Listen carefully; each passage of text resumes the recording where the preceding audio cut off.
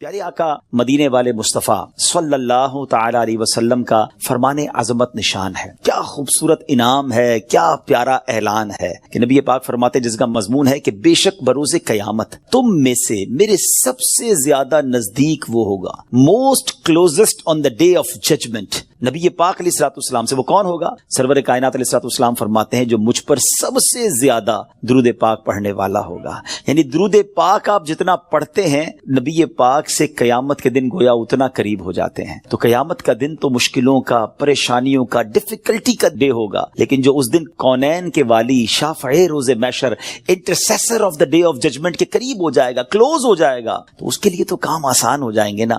تو میں بھی نیت کروں اور آپ بھی نیت کریں کہ انشاءاللہ چلتے پھرتے اٹھتے بیٹھتے کثرت کے ساتھ درود پاک پڑھیں گے. اللہ پاک مجھے بھی اور آپ کو بھی کثرت سے درود پاک پڑھنے کی توفیق عطا فرمائے. آئیے مل کر محبت کے ساتھ درود پاک پڑھ لیں. صلو علی الحبیب صلی اللہ تعالی علی محمد صلی اللہ علیہ وسلم. سو مچ بلیسڈ منتھ، بہت ہی زیادہ مبارک مہینہ ہمارے درمیان ہے. Allah's noble رسول صلی اللہ تعالی علیہ وسلم stated as regards to the holy month of Shaban, Shaban is my month and Ramadan is the month of Allah عز وجل. نبی پاک فرماتے ہیں کہ شعبان میرا مہینہ ہے اور رمضان اللہ کا مہینہ ہے. تو اس سے زیادہ ایک عاشق رسول کے لیے اس مہینے کی اور کیا سگنیفیکنس ہوگی اور کیا اس کی خوبصورتی بیان کی جائے کہ رب العالمین کے حبیب صلی اللہ تعالی علیہ وسلم خود فرما رہے ہیں کہ شعبان میرا مہینہ ہے. عاشق رسول کے لیے تو یہی کافی ہے اس مہینے سے محبت کرنے کے لیے کہ جس نبی سے محبت ہے، جو پیارے آقا ہمارے بیلوڈ ہیں، ان کا پیارا مہینہ، ان کا مہینہ جو ہے وہ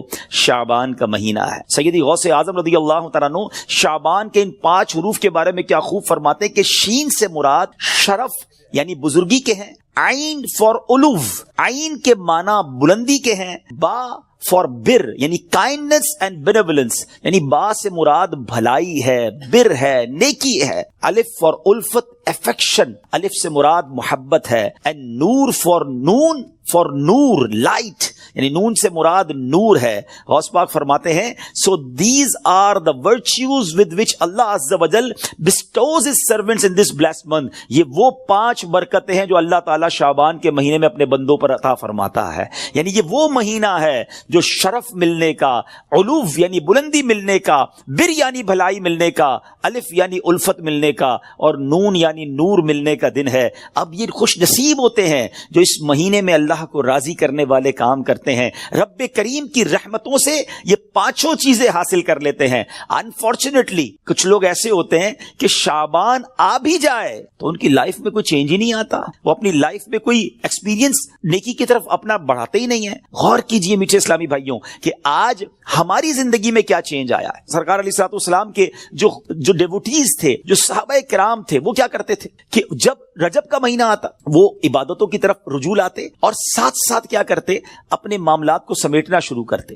شعبان کا مہینہ آتا تو کاروباری لوگ اپنا لینا دینا کر لیتے، حکمران کیا کرتے، اپنا جناب سارا معاملہ جو ہے وہ عدالت کا سیٹل ڈاؤن کر لیتے، اور اس کے بعد رمضان آتے ہی وضو کر کے اعتکاف میں بیٹھ جاتے. Actually the month of Shaban is the preparation of Ramadan. لیکن بہت سارے لوگوں کو تو کچھ اس کا احساس ہی نہیں ہے. Please try to understand that we are in the mid of Shaban right now. Half of Shaban already gone, آدھا شعبان تو پہلے ہی چلا گیا ہے، اب آدھا ہی تو رہ گیا ہے جس میں برکتیں لوٹنی ہیں اور جس میں اللہ کریم کی رحمتیں ہم سب نے حاصل کرنی ہے. مزید سنتے ہیں انشاءاللہ کہ شعبان المعظم کی کیا خوبصورت فضائل ہیں اور نبی پاک علیہ الصلوۃ والسلام کا اس میں ایٹیٹیوڈ کیا تھا، پیارے آقا کا اس میں انداز کیا تھا. نبی پاک کا سب سے زیادہ پسندیدہ مہینہ بی بی عائشہ فرماتی ہیں شعبان کا ہے. میرے آقا اس میں روزے رکھتے رکھتے رکھتے اس کو رمضان سے ملا دیتے. اللہ اکبر. اللہ کے حبیب علیہ الصلوۃ والسلام اتنے روزے رکھتے. اچھا یہ کیوں رکھتے تھے؟ What is the reason behind this? ذرا یہ بھی سن لیجئے کہ نبی پاک علیہ الصلوۃ والسلام ہماری تعلیم کے لیے کیا شاندار جملہ ارشاد فرماتے ہیں. سیدنا اسامہ بن زید رضی اللہ تعالیٰ عنہ said, I asked یا رسول اللہ صلی اللہ تعالیٰ علیہ وسلم, I see that you observe fast more extensively in the month of Shaban than any other month. حضور میں آپ کو دیکھتا ہوں کہ آپ باقی تمام مہینوں سے زیادہ شعبان میں روزوں کی کثرت فرماتے ہیں. یقیناً اس میں رمضان کے روزے تو الگ ہیں، باقی مہینوں کی بات ہو رہی ہے. The Holy Prophet صلی اللہ تعالیٰ علیہ وسلم replied, it is a month between Rajab and Ramadan. یہ مہینہ ہے جو رجب اور رمضان کے درمیان ہے. People are neglectful to it. لوگ اس سے غفلت میں ہیں. In this month the deeds of people are ascended towards Allah Azza wa Jal. یہ وہ مہینہ ہے جس میں اللہ کی بارگاہ میں بندوں کے اعمال پیش کیے جاتے ہیں. And I love that my deeds to ascended in a state when I am observing fast. میں چاہتا ہوں جب میرے اعمال اللہ کی بارگاہ میں پیش کیے جائیں اس وقت میں روزے سے ہوں. آپ ذرا سوچئے میٹھے اسلامی بھائیوں, اللہ کے حبیب علیہ الصلوۃ والسلام جن کے صدقے میری اور آپ کی مغفرت ہونی ہے. ہم پڑھتے ہیں نا, تیرے صدقے میں آقا سارے جہان کو دین ملا. آقا کے صدقے تو ایمان ملا ہے, مگر یہ ہماری تعلیم ہے کہ نبی پاک فرماتے ہیں کہ میری خواہش یہ ہے کہ جب میرے اعمال اللہ کی بارگاہ میں پیش ہوں تو میں روزے سے ہوں. اب یہ سکھا رہے ہیں, ہمیں بتا رہے ہیں کہ دیکھو اعمال پیش ہونے کی رات ہے. اس رات بندوں کے اعمال اللہ کی بارگاہ میں پیش ہوتے ہیں. میں پوچھنا چاہتا ہوں اسلامی بھائیوں سے, ہم سب کو پتا ہے ہمارے اعمال میں کیا ہے, کتنی خطائیں ہیں, کتنی بے شرمیاں ہیں, کتنے جرم ہیں. کیا ہمیں کچھ آج شرم آ رہی ہے؟ کیا یہ فیلنگز ہیں کہ یا اللہ کچھ بھی نہیں ہے؟ آج ہمارے اعمال تیرے دربار میں آ رہے ہیں, ہم جانتے اس میں اپنے کالے کر دیے اپنے نامہ اعمال, کچھ نہیں مالک تیری بارگاہ میں پیش کرنے کو. اور میرے کریم, ہم پہلے سے اس بات کا اقرار کرتے ہیں کہ ہم امتحان میں فیل ہیں. We are lost یا اللہ عز و جل. مگر مالک آج مغفرت کی رات ہے, آج رحمت کی رات ہے. اگر تیری رحمت صرف اچھوں پر برستی رہی تو ہم کدھر جائیں گے؟ آج گڑگڑانا ہے میرے میٹھے اسلامی بھائیوں. آج کی رات وہ رات ہے, روایتوں میں مضمون ملتا ہے کہ آج آسمان دنیا سے یہ ندا دی جاتی ہے کہ ہے کوئی مانگنے والا کہ اس کی مراد پوری کی جائے, ہے کوئی مغفرت کا طلبگار کہ اس کی مغفرت کر دی جائے, ہے کوئی توبہ کرنے والا کہ اس کی توبہ قبول کی جائے. آج تو اعلان ہو رہا ہے نا, لیکن کیا ہم اس کیفیت میں ہیں؟ کیا ہم اللہ کی بارگاہ میں اس طرح گڑگڑا رہے ہیں کہ مولا بس آج معاف کر دیجیے؟ ورنہ حالت تو یہ ہے, وہ پنجابی شاعر لکھتے ہیں نا, جے میں ویکھا عملہ ولے کچھ نہیں میرے پلے, کچھ ہے ہی نہیں, ایوریتھنگ لاسٹ. ہم نے ساری زندگی بیکار کاموں میں تو گزاری, نیکیاں کی تو اس میں اخلاص نہیں, ریاکاری. جے میں ویکھا عملہ ولے کچھ نہیں میرے پلے, پر جے ویکھا میں رحمت رب دی لے بلے بلے. اس رات کا احادیث میں کس انداز سے ذکر ہوا. The mother of believer سیدتنا عائشہ صدیقہ رضی اللہ تعالی عنہا stated, I heard that holy prophet sallallahu alaihi wasallam saying, Allah Azza wa Jal opens the portal of mercy in 4 nights. Bibi Aisha کہتی ہے, میں نے نبی پاک علیہ الصلوۃ والسلام سے سنا ہے کہ اللہ اپنی رحمتوں کے دروازے, رحمتوں کی جو برسات ہے وہ ان 4 راتوں میں برساتا ہے. مضمون حدیث ہے. نمبر 1, the night of عید الاضحیٰ, وہ رات جو عید الاضحیٰ سے پہلے آتی ہے. نمبر 2, the night of عید الفطر, جس کو چاند رات ہم کہتے ہیں. رمضان کے بعد جو رات آتی ہے صبح عید ہوتی ہے. یہاں میں عرض کرتا چلوں کہ وہ رات بھی تو کچھ دنوں میں آئے گی, مگر اس رات کیا ہوتا ہے؟ طوفان بدتمیزی ہوتا ہے. یہ رحمت کی رات ہے, یہ مغفرت کی رات ہے. Number 3, Bibi Aisha said that 15th night of Shaban, as in this night the names of those destined to die this year. 15 شعبان کی رات, اور اس رات اس سال مرنے والوں کے نام بھی لکھے جاتے ہیں. Provision of sustenance of people and the names of those who shall perform Hajj that year are inscribed. آپ فرماتی کہ نبی پاک نے فرمایا اس رات اس سال میں کس کو کتنا رزق دیا جائے گا یہ بھی شب برات لکھا جاتا ہے, اور اس سال کون کون حج کرے گا یہ نام بھی شب برات لکھے جاتے ہیں. اتنی نازک رات ہے. The 4th night, night of Arafah, the night between the 8th and 9th of Dhul Hijjah until the azan of Fajr. 8 اور 9 ذو الحجہ کی درمیان کی رات, یہ چوتھی رات ہے جو رحمتوں کے دروازے کھول دیے جاتے ہیں, اور یہ عرفہ کی رات کہلاتی ہے. Dear Islamic brothers, how critical the 15th night of Shaban al-Muazzam is. کتنی نازک رات ہے. No one knows what will be predestined for him. Sometimes a person is heedlessly busy in these activities while mishaps are destined for him. لوگ غفلت میں ہوتے ہیں, انہیں پتہ ہی نہیں ہوتا کہ ان کے بارے میں کیا لکھا جا رہا ہے. ذرا غور کیجئے. It is stated in غنیت الطالبین, یہ وہ کتاب ہے جو سیدی غوث اعظم رضی اللہ تعالیٰ سے منسوب ہے. غوث پاک تحریر فرماتے ہیں, The shrouds of many people are washed and prepared, but they are busy wandering around in the markets. Ghaus Pak کہتے ہیں کچھ کفن دھل کر تیار ہوتے ہیں مگر اس کو پہننے والے بازاروں میں گھوم رہے ہوتے. آپ فرماتے there are many people whose graves have been dug and ready, but they are busy enjoying themselves. فرماتے کچھ لوگوں کی قبر کے گھڑے خودے تیار ہوتے ہیں مگر وہ گھوم رہے ہوتے ہیں، وہ بازار میں مذاق مستی اور جناب گناہوں میں مصروف ہوتے ہیں۔ ایک بات میں آپ کو بس اس جملے کے تحت بتاؤں، پہلے بات پوری کر لوں پھر میں آپ کو پریکٹیکلی بھی سمجھاؤں گا۔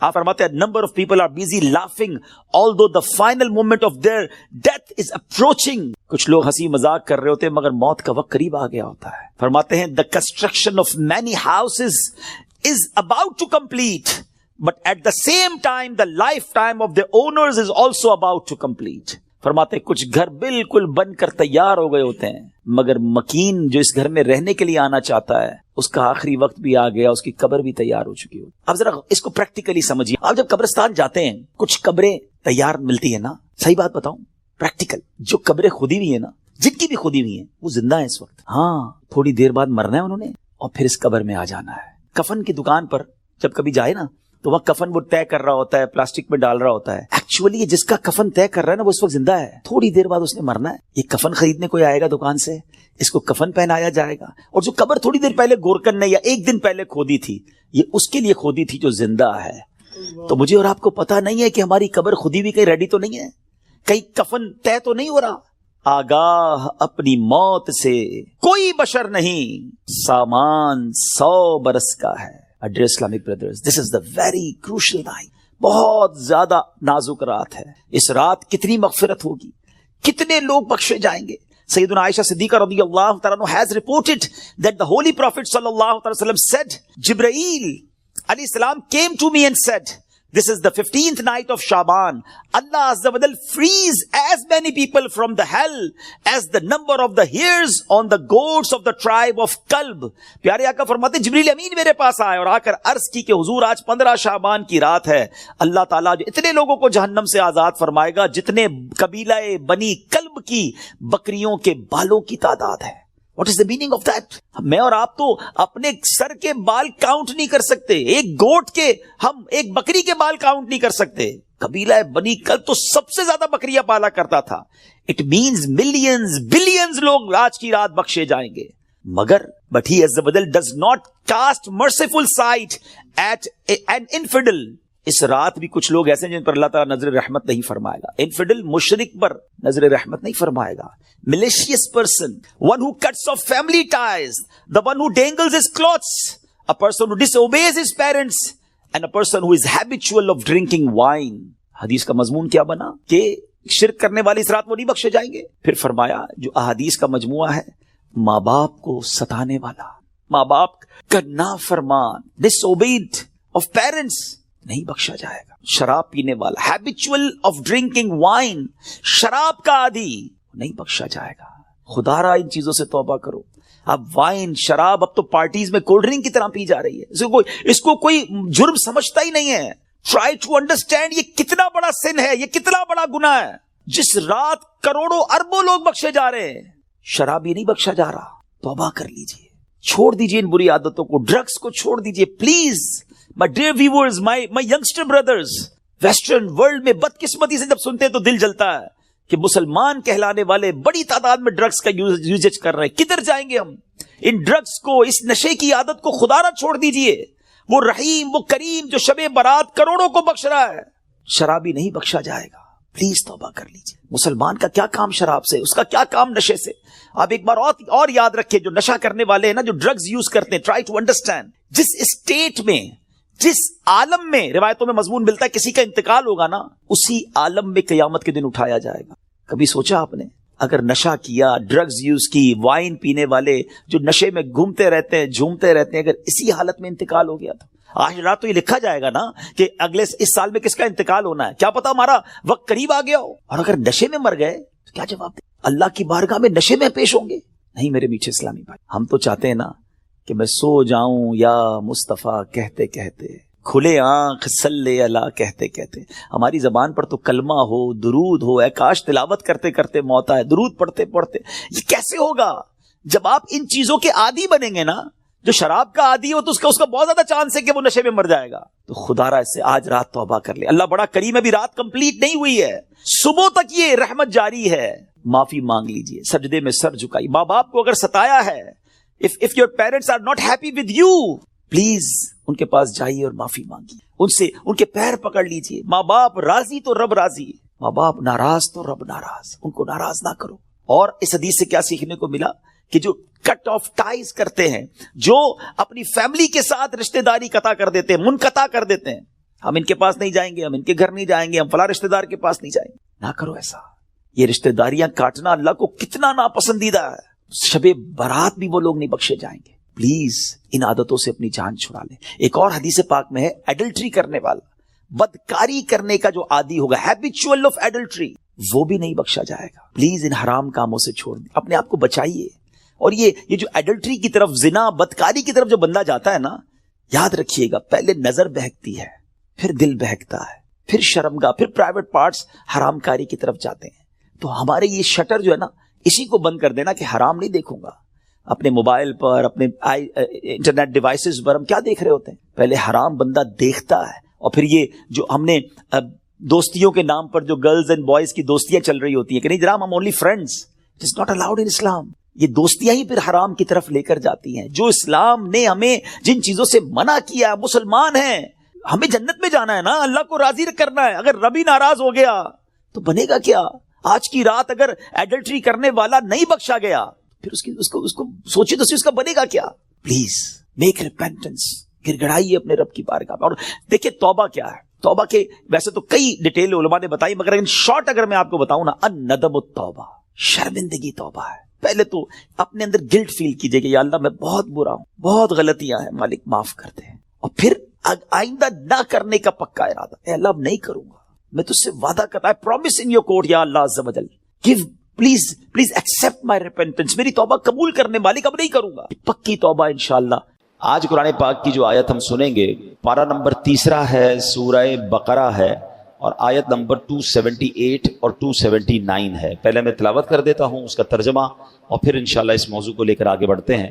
اللہ کریم قرآن مجید میں ارشاد فرماتا ہے، بسم اللہ الرحمن الرحیم، یا ایھا الذین آمنوا اتقوا اللہ وذروا ما بقی من الربا ان کنتم مؤمنین فإن لم تفعلوا فأذنوا بحرب من اللہ ورسولہ وإن تبتم فلکم رؤوس اموالکم لا تظلمون ولا تظلمون. بڑی پیاری آیتیں ہیں، بہت اہم حکم بیان ہوا ہے، اور براہ راست ایمان والوں سے بات کی گئی ہے. اللہ نے مجھ سے اور آپ سے قرآن میں کیا بات کی ہے، یہ ہمیں پہلے پڑھنا چاہیے، سمجھنا چاہیے، تاکہ میسج آف اللہ سبحانہ و تعالی وہ ڈائریکٹلی میں ریسیو بھی کروں اور پھر اس پر عمل کرنے کی بھی کوشش کروں. ترجمہ کیا ہے ان دو آیتوں کا؟ اے ایمان والو، یا ایھا الذین آمنو، اے ایمان والو.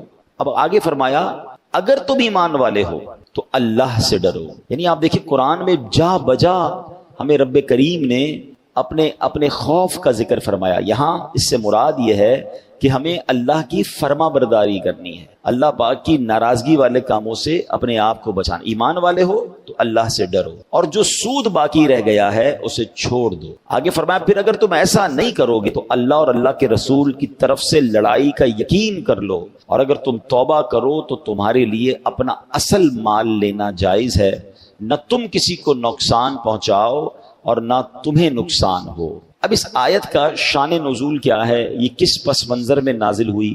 بعض اوقات کچھ آیتوں کے پیچھے ایک پورا بیک گراؤنڈ ہوتا ہے، کوئی وجہ ہوتی ہے، کوئی واقعہ ہوتا ہے، پھر اللہ کریم کا حکم نازل ہوتا ہے. تو اس کا بڑا زبردست جو ہے وہ یوں سمجھیے کہ بیک گراؤنڈ ہے.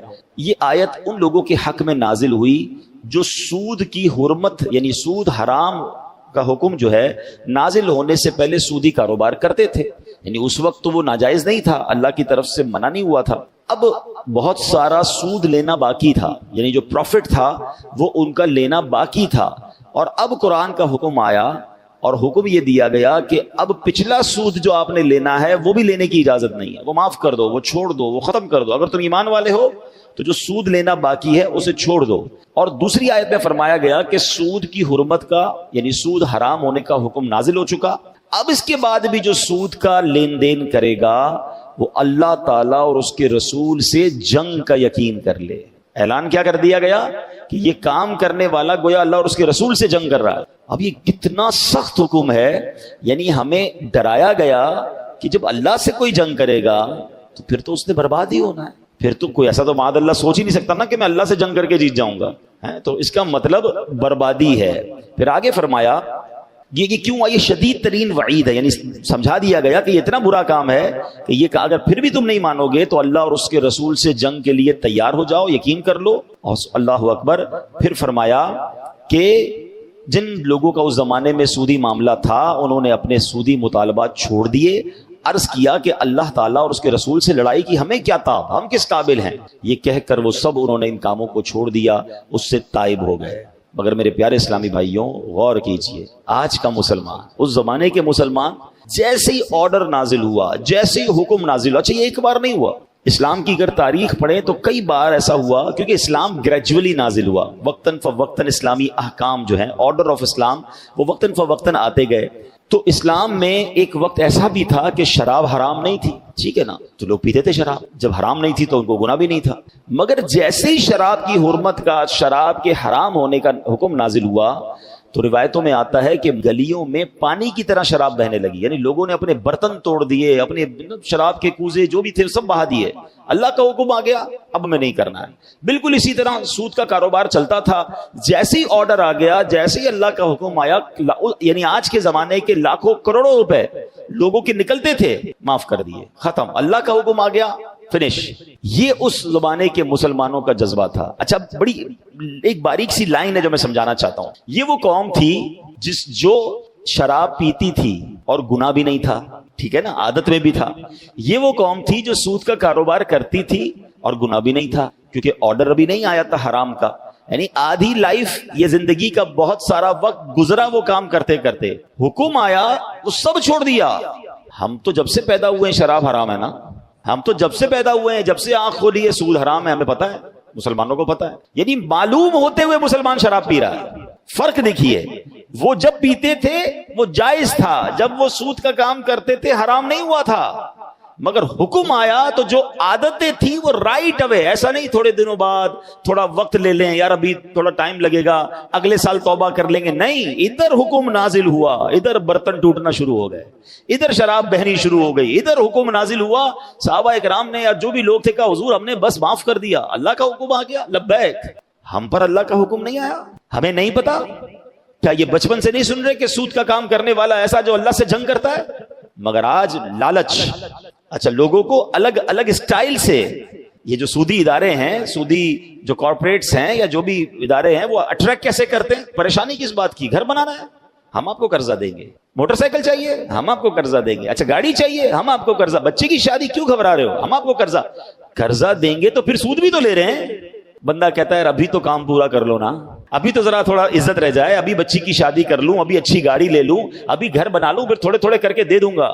ہم نے کئی لوگوں کو برباد ہوتے دیکھا ہے، بڑے بڑے امپائر، بڑی بڑی عمارتیں، بڑی بڑی فیکٹریاں ہم نے بکتے دیکھی ہیں۔ جو بزرگ بیٹھے پوچھو ان سے، پیچھے سے بات کیا نکلتی ہے؟ تو یہ سب کچھ سود پر قائم تھا، یہ سب کچھ حرام پر قائم تھا۔ ارے جب رب نے قرآن میں واضح اعلان کر دیا کہ اللہ سے جنگ ہے، تو مجھے بتاؤ نا، کوئی اللہ سے جنگ کر کے جیتے گا؟ بربادی ہونا ہے، تھوڑے عرصے عیش کر لے گا، پھر مار پڑنی ہے اسے، اور جتنے عرصے عیش بھی کیا تو وہ حرام پر کیا نا۔ اور آپ کو پتا ہے یہ کس قدر حدیثوں میں سود کے بارے میں اس کی مذمت بیان ہوئی ہے۔ لیکن پہلے میں ایک اور بات بھی بیان کر دوں، ایک بات سمجھنی ہے، دو ایسے گناہ ہیں جن پر اعلان جنگ کیا ہے اللہ نے، ان دونوں گناہوں سے ہمیشہ بچنا۔ آپ خود بھی بچیں، اپنے بچوں کو بھی بچائیں، خاص تاکید کریں کبھی ان گناہوں کے قریب مت جانا۔ باقی گناہ بھی یقیناً گناہ ہے، اللہ کی ناراضگی ہے، مگر دو ایسے گناہ ہیں جس پہ رب نے ڈائریکٹلی فرما دیا کہ یہ اللہ سے جنگ ہے، اس سے تو قریب بھی نہیں آنا ہے ورنہ مارے جائیں گے۔ ایک کیا ہو گیا؟ سود ہو گیا۔ دوسرا سنیں، حدیث پاک میں ہے، بخاری شریف کی حدیث ہے، حضرت ابو ہریرہ رضی اللہ تعالیٰ عنہ اس حدیث کے راوی ہیں کہ تاجدار رسالت صلی اللہ تعالیٰ علیہ وسلم نے فرمایا، اللہ تعالیٰ ارشاد فرماتا ہے، جو میرے کسی ولی سے عداوت رکھے تو میں نے اس سے جنگ کا اعلان کر دیا۔ اللہ اکبر۔ کیا پتہ چلا؟ اللہ کے ولی سے دشمنی رکھنا، اللہ اس سے جنگ کا اعلان کرتا ہے، اور سود کا کام کرنے والے سے رب جنگ کا اعلان فرماتا ہے۔ اب یہ دو باتوں سے، اچھا سود سے بچنا تو واضح یوں ہے کہ اگر دل پکا ہے، ورنہ تو بندہ، اچھا آج کل کیا ہو گیا ہے کہ نئی پیکنگ میں شراب آ رہی ہے، مثال دے رہا ہوں، نئی پیکنگ میں سود آ رہا ہے، وہ کہتے نہیں جناب یہ سود نہیں ہے، یہ تو انٹرسٹ ہے، یہ تو پروفٹ ہے، یہ تو جناب آپ کو انسینٹیو دیا جا رہا ہے، یہ تو جناب آپ کا گفٹ ہے۔ علم تو ہے نہیں، ہمیں معلوم تو ہے نہیں۔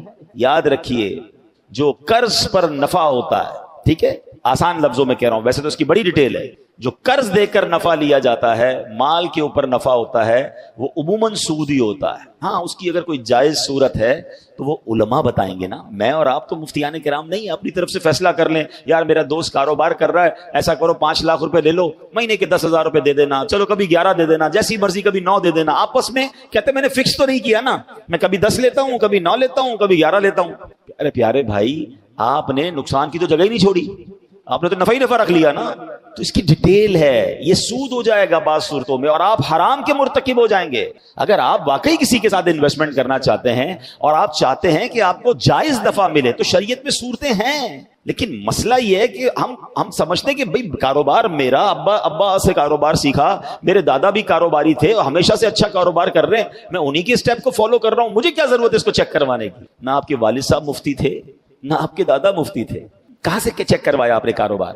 دیکھیں نا، شریعت کا فیصلہ تو مفتیان کرام علماء کریں گے نا۔ بھائی میں نہیں کہتا ہر کاروباری ڈیل لے کر علماء کے پاس جائیں، ایک بار جا کر اپنا پورا کاروبار، بلکہ میں تو نوکری والے اسلامی بھائیوں سے بھی گزارش کروں گا، کوئی حرج نہیں ہوتا، ایک بار ان سے بات کر لیں کہ میں اس طرح کاروبار کرتا ہوں یا یہ نوکری کرتا ہوں، یہ میری ماہانہ آمدنی ہے، حضور مجھے بتائیں کہ میرا اس میں جائز ہے یا ناجائز ہے، ٹھیک ہے نا۔ لیکن ہمیں یہ فکر ہونی چاہیے کہ میری آمدنی کا ایک ایک روپیہ حلال ہونا چاہیے۔ اچھا گڑبڑ پتہ کیا ہوتی ہے؟ بعض اوقات ہماری ساری آمدنی حلال ہوتی ہے، کوئی ایک ایسا طریقہ چھوٹا سا ہم نے چھوڑا ہوا ہوتا ہے جہاں ہماری شاید توجہ نہیں ہوتی، ہم معلومات نہیں کرتے، ادھر سے حرام آ رہا ہوتا ہے، یا وہ غلطی کی وجہ سے اتنا پورشن، اتنا حصہ میری آمدنی کا حرام ہو رہا ہو، ہماری توجہ نہیں ہوتی۔ اب مثال دیتا ہوں، نوکری ہو سکتا ہے یہ ساری بیان جو ہو رہا ہو تو جو نوکری کرنے والے بھائی ہیں وہ کہیں یار یہ تم پیسوں والوں کا مسئلہ ہے، سود کا کام تو وہ کرتے ہیں، ہم تو اچھا خاصا جاب کرتے ہیں۔ یقیناً جاب کرنے والے کے آمدنی میں حرام شامل ہونے کے چانسز کم ہیں، مگر چانسز ہیں۔ اب وہ کیسے ہیں؟ مثال کے طور پہ وہ ٹائم پہ نہیں جاتا، ٹھیک ہے نا، اس کی 8 گھنٹے کی ڈیوٹی ہے، کام 7 گھنٹے کا کرتا ہے، اور جناب حاضری 8 گھنٹے کی لگ رہی ہے، پیسے بھی 8 گھنٹے کے لے رہا ہے۔ اور اگر آپ کے جو دیکھیں، ایک تو گورنمنٹ جاب ہے، اس میں تو آپ کسی سے معاف بھی نہیں کروا سکتے، وہ تو آپ کو پورے گھنٹے ہی دینے، کوئی معاف کرنے کا اختیار نہیں رکھتا ہے، تو لوگوں کا ٹیکس کا پیسہ ہے، آپ کو پورا ٹائم دینا پڑے گا۔ یہاں گورنمنٹ جاب میں تو گھر پہ بیٹھ کے لوگ حاضریاں لگا کے تنخواہ اٹھا رہے ہوتے ہیں، تو سارا حرام نہیں ہے۔ اچھا پھر اس کے بعد اگر آپ کسی سیٹ کے پاس کام کرتے ہیں اور وہ جناب آپ کو کسی کام پر بھیجتے ہیں اور آپ اس کام کے ساتھ اپنے بھی کام کر رہے ہیں، تھوڑا آرام بھی کر رہے ہیں، ٹائم بھی کم دے رہے ہیں، بہانہ لگا رہے ہیں، تو جتنی دیر آپ نے مزدوری یا کام یا جاب نہیں کی ہے اتنی دیر کے پیسے لینا تو حرام ہو گیا نا، اگر اس کو پتا نہیں ہے۔ آپ شریعت کا حکم، کتنی خوبصورت ہماری شریعت ہے کہ جاب کرنے والا اپنے باس سے اجازت کے بغیر نماز کے ساتھ نوافل بھی نہیں پڑھ سکتا، یعنی کیونکہ نفل نماز پڑھے گا تو اتنی دیر وہ اپنی جاب سے کام لے رہا ہے نا، کم کر رہا ہے، اجازت لے، ورنہ نہیں پڑھ سکتا۔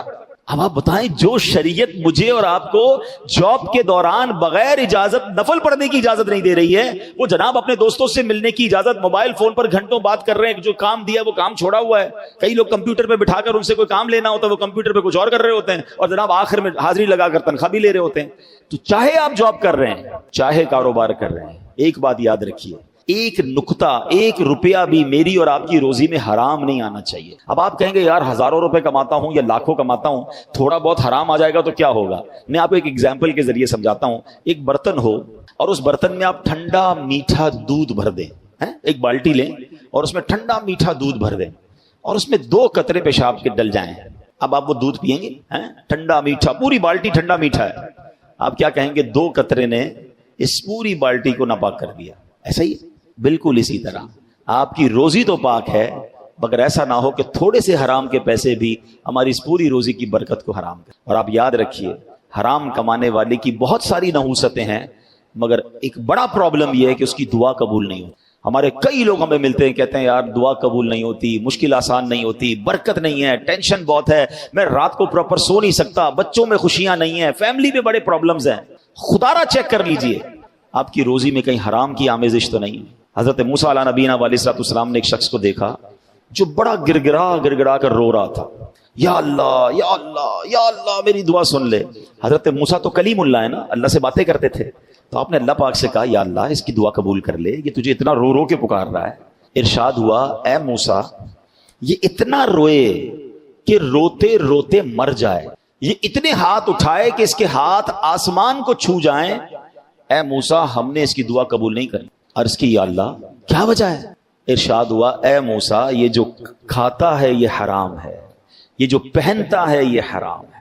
اب میں روزے بھی رکھوں، میں نمازیں بھی پڑھوں، میں جناب مقدس مقامات پر بھی جاؤں، میں رو رو کے دعائیں بھی کروں، لیکن روزی حرام ہے، پھر کدھر سے دعائیں قبول ہوں گی؟ عبادتیں بھی قبول نہیں ہوتی۔ اچھا پھر بچوں کو جو آپ حرام کھلاتے ہیں، اچھا لوگ کہتے ہیں میں اس لیے غلط کرتا ہوں کہ بچوں کے لیے کر رہا ہوں، اپنے لیے تھوڑی کر رہا ہوں۔ آپ غلط کر رہے ہیں۔ جو اپنے بچوں کے لیے حرام کما رہا ہے، روایتوں کا یہ مضمون ہے کہ جو باڈی، جو جسم حرام سے بڑھتا ہے، حرام سے پلتا ہے، وہ جہنم کی آگ میں جلنے کے قابل ہے۔ آپ تو اپنے بچوں کو جو نشو نما ہو رہی ہے، جو ان کی گروتھ ہو رہی ہے، وہ حرام سے کر رہے ہیں۔ آپ بچے کے لیے دودھ لا رہے ہیں، بچے کے لیے کھانا لا رہے ہیں، بچے کے لیے جو بھی لا رہے ہیں، اگر وہ حرام سے ہے تو آپ سوچیں۔ کچھ لوگ تو ایسی جاب تلاش کرتے ہیں کہ یار جاب 40,000 کی، اوپر کی کمائی لاکھوں کی ہے۔ نہ کرو ایسا۔ یہ اوپر کی کمائی آپ کما تو لوگے، مگر قیامت کے دن کیا جواب دیں گے؟ میں نے اسی ممبر پر بیٹھ کر ایک جملہ کہا تھا، آج پھر کہتا ہوں، کاش کسی کے دل میں بات اتر جائے۔ میں نے کیلکولیشن کی تھی، اور میری اس کیلکولیشن کو آپ سب سمجھیے۔ اپنی زندگی میں اپنی کمائی کا کتنا فیصد میں اپنی ذات پر خرچ کرتا ہوں؟ سب لوگ غور کر لیں، نوکری والے بھائی بھی، کاروباری بھائی بھی۔ اپنی سوال کیا ہے؟ اپنی زندگی میں اپنی پوری زندگی کی کمائی کا اپنی ذات پر، پرسنل میری ذات پر میں کتنا خرچ کرتا ہوں؟ میں نے حساب کیا 5%، صرف 5%۔ باقی کدھر خرچ ہو رہا ہے؟ بیوی پر، بچوں پر، ماں باپ پر، فیملی پر، یا بندہ کافی سارا چھوڑ کے مر جاتا ہے۔ اپنے اوپر بندہ خرچ بہت تھوڑا کرتا ہے۔ ہم تو بعض اوقات اپنے نئے کپڑے بھی نہیں سلواتے، بچوں کے لیے لے رہے ہوتے۔ ایسا ہی ہے نا، ہماری خواہشات کم، فیملی بچوں کی زیادہ ہوتی ہے۔ اچھی بات ہے، اپنے بچوں پہ لوگ اچھا خرچ کرنا چاہیے، مگر جو میں سکھانا چاہ رہا ہوں، سمجھانا چاہ رہا ہوں، اب 100 روپے کمائے میں نے، اپنے اوپر کتنے خرچ کیے؟ 5۔ جواب دیجئے کتنے خرچ کیے؟ اللہ کی بارگاہ میں جواب کتنے کا دوں گا؟ 100 روپے کا۔ پوائنٹ سمجھیے، کمائے کتنے؟ 100، خرچ کتنے کیے؟ 5۔ جواب کتنے کا دوں گا؟ اگر وہ 100 حرام کے کمائے، خرچ تو 5 ہی کیے، مار پورے 100 کی پڑنی ہے، عذاب پورے 100 کا میں اٹھاؤں، باقی لوگ مزے کریں۔ تو یہ کتنی بڑی بے وقوفی ہے بھائی۔ جب میں نے اپنے اوپر خرچ 5% ہی کرنا ہے، مشکل سے بہت شوقین آدمی ہے تو 10% کر لے گا، اس سے زیادہ نہیں۔ باقی تو بندہ جیتا ہی دوسروں کے لیے ہے۔ جب میں نے دوسروں کے لیے کرنا ہے تو مار میں کیوں کھاؤں بھائی؟ میں نے حلال کمانا ہے، اور آپ یقین کریں جس دن آپ نے طے کر لیا نا میں نے حلال کمانا ہے، اللہ نے آپ کے لیے راستے کھول دینے ہیں۔ وہ آپ کو سکون بھی دے گا، وہ برکت بھی دے گا، وہ آسانی بھی دے گا۔ کچھ آزمایا جائے گا، ٹیسٹر ضرور لگتا ہے۔ بندہ کہے یار آج حرام کا شٹر بند کیا، کل حلال کا کھلا کیوں نہیں؟ تھوڑے دن لگیں گے، چیک کیا جائے گا پکا بھی ہے کہ نہیں، کہ اللہ کو نہ آزمایا کرو، اللہ پر بھروسہ کیا کرو۔ ہاں اللہ کو لوگ آزما رہے ہوتے ہیں۔ دیکھو مولانا صاحب نے تو کہا تھا ایک دروازہ بند ہوگا 10 کھلیں گے، میرا تو دروازہ ہی بند ہو گیا۔ کچھ آزمایا جائے گا، غلط کیا تھا اس کی سزا نہیں ملے گی۔ اتنے دن تک رشوت کھاتے رہے، سود کھاتے رہے، شراب کا کام کرتے رہے، کوئی سزا نہیں ملے گی؟ نہیں، تھوڑا ٹائم لگے گا، لیکن جب دروازہ کھلے گا نا، اور ایسی مثالیں موجود ہیں۔ میں کئی ایسے لوگوں کو جانتا ہوں جنہوں نے سود کے خلاف فیصلہ کیا، اپنی فیکٹری بیچ دی، اپنی پراپرٹی بیچی، اپنا کاروبار بند کیا کہ آپ سود نہیں کریں گے، اللہ سے جنگ کر کے کیا کرنا ہے۔ اللہ نے ان کو پہلے سے اچھا کھڑا کر دیا اور ان کے کام اور اچھے ہو گئے۔ اور پھر جب دعائیں قبول ہونے کی بات ہو رہی ہے نا کہ حرام والے کی دعا قبول نہیں ہوگی، تو بڑا خوبصورت سوال ایک بار حضرت سعد بن ابی وقاص رضی اللہ تعالیٰ نبی پاک سے کیا۔ حضرت سعد بڑے کمال کے صحابی ہیں، میں آپ کو بتاؤں، یہ عشرہ مبشرہ میں سے ہیں۔ ہی از ون آف دوز 10 صحابہ کرام جن کو اللہ کے نبی علیہ السلام کی زبان مبارک سے زندگی ہی میں جنت کی بشارت ملی تھی۔ ویسے تو ہر صحابی نبی جنتی ہے، مگر یہ وہ 10 صحابہ ہیں جن کو نبی پاک نے اپنی زبان سے فرمایا تھا کہ یہ جنت میں ہے، یہ جنتی ہے۔ تو حضرت سعد نے ایک بڑا کمال کا سوال کر لیا کہ یا رسول اللہ صلی اللہ علیہ وسلم، میں مستجاب الدعوات بننا چاہتا ہوں۔ آئے ہائے، مستجاب الدعوات پتہ ہے کس کو کہتے ہیں؟ جو دعا مانگے وہ دعا قبول ہو جائے۔ اس سے اچھی کیا بات ہے؟ کتنا کمال کی بات ہے۔ اچھا نبی پاک علیہ السلام نے کوئی بہت طویل جواب نہیں دیا کہ اے سعد اتنے روزے رکھو، اتنی نمازیں پڑھو، اتنے سجدے کرو، اتنے ختم قرآن کرو، تب جا کے تم مستجاب الدعوات جاؤ گے۔ نو، اونلی ون لائنر آنسر، ایک جملے میں میرے آقا نے جواب دیا، فرمایا اے سعد اپنی غذا پاکیزہ کر لو، تم مستجاب الدعوات بن جاؤ گے۔ ہائے ہائے ہائے، میری غذا پاکیزہ، میری روزی حلال، اب دعائیں قبول۔ اب مجھے بتاؤ مسئلہ کیا رہے گا؟ ہم پیسوں سے مسئلہ حل کرنے جاتے ہیں اور پیسے حرام کما لیتے ہیں۔ پیسے حلال کر لو، روزی حلال کر لو اور ہاتھ اٹھانا شروع کر دو نا، اے اللہ بیماری دور کر دے، نہیں ہے علاج کے پیسے، اے اللہ تھوڑے مگر حلال ہیں، اتنے بڑے ہاسپٹل میں نہیں جا سکتا، مگر جب آپ مستجاب الدعوات بن جاؤ گے تو میرا رب بغیر دوائی کے شفا دینے پر قادر ہے. میرا رب بغیر کسی ایفرٹ کے آپ کی مشکل دور. آپ کو لگتا ہے پہاڑ جتنی مشکل ہے, میرے رب کے لیے کیا مشکل ہے. ان اللہ علی کل شیء قدیر. یہ وہ رب ہے جب چاہتا ہے تو حضرت موسیٰ کے لیے دریائے نیل راستے دے دیتا ہے. یہ وہ رب ہے جب اپنی قدرت کا نظارہ دکھاتا ہے تو بہت بڑی آگ جو ہوتی ہے حضرت ابراہیم کے لیے باغ بنا دیتا ہے. وہی میرا رب ہے جب وہ چاہتا ہے حضرت یوسف کو اندھیرے کنویں سے نکالتا ہے اور مصر کا بادشاہ بنا دیتا ہے. مجھے لگتا ہے میں کنویں میں پھنس گیا ہوں, مجھے لگتا ہے میرے سامنے آگ کھڑی ہے, مجھے لگتا ہے آگے غموں کا دریا ہے, راستہ نہیں ہے. اللہ پر بھروسہ کر کے اللہ کی طرف بڑھ جائیں, حرام چھوڑ دیں, وہ رب راستے بھی نکالے گا, وہ آگ کو باغ بھی بنائے گا اور آپ کو غموں کے کنویں سے نکال کر خوشیوں کے اجالے میں داخل کر دے گا. اصل چیز وہ بھروسہ چاہیے. شاعر مشرق نے کہا تھا نا, اگر آج بھی ہو ابراہیم سا ایمان پیدا. The condition is only one. ایمان نہیں ہے نا, وہ اللہ پر بھروسہ نہیں رہا ہے. اگر آج بھی ہو ابراہیم سا ایمان پیدا, آگ کر سکتی ہے انداز گلستان پیدا.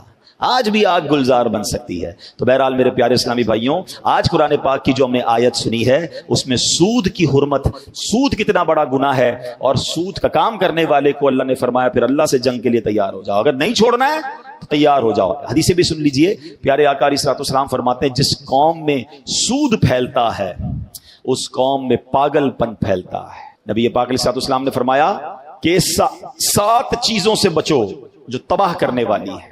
صحابہ کرام نے عرض کی یا رسول اللہ صلی اللہ علیہ وسلم وہ 7 چیزیں کون سی ہیں؟ ارشاد فرمایا شرک کرنا, جادو کرنا, اسے ناحق قتل کرنا جس کا قتل کرنا اللہ نے حرام قرار دیا ہے, جو مسلمانوں کو قتل کر دیتے ہیں بلا کسی شرعی وجہ کے. نمبر 4 فرمایا سود کھانا. نمبر 5 یتیم کا مال کھانا. نمبر 6 جنگ کے دوران مقابلے سے پیٹ پھیر کر بھاگ جانا, یہ جہاد کے معاملات کے وقت. اور نمبر 7 پاک دامن شادی شدہ مومن عورتوں پر تہمت لگانا. یہ 7 ایسے گناہ فرمائے جو تباہ کر دینے والے ہیں. اور نبی پاک علیہ الصلوۃ والسلام فرماتے ہیں جس کسی بستی میں زنا یعنی بدکاری اور سود پھیل جائے اللہ عز و جل اس بستی والوں کو ہلاک کرنے کی اجازت دے دیتا ہے. فرشتوں کو اجازت دے دیتا ہے کہ اب اسے ہلاک کر دو. سچ بتائیے یہ دونوں بیماریاں پھیلی ہیں کہ نہیں پھیلی؟ بدکاری بھی عام, اور سود کو تو بڑے فخر سے بیان کیا جاتا ہے. میری فلاں جگہ انویسٹمنٹ ہے تو میرے فلاں جگہ انٹرسٹ آتا ہے تو میں نے سود پہ پیسے لگائے ہوئے ہیں. نہ کریں ایسا, نہ کریں, برباد ہو جائیں گے. ہم مسلمان ہیں, ہم اللہ کے بندے ہیں. اللہ نے قرآن میں واضح مجھ سے اور آپ سے فرمایا اے ایمان والو اللہ سے ڈرتے ہو.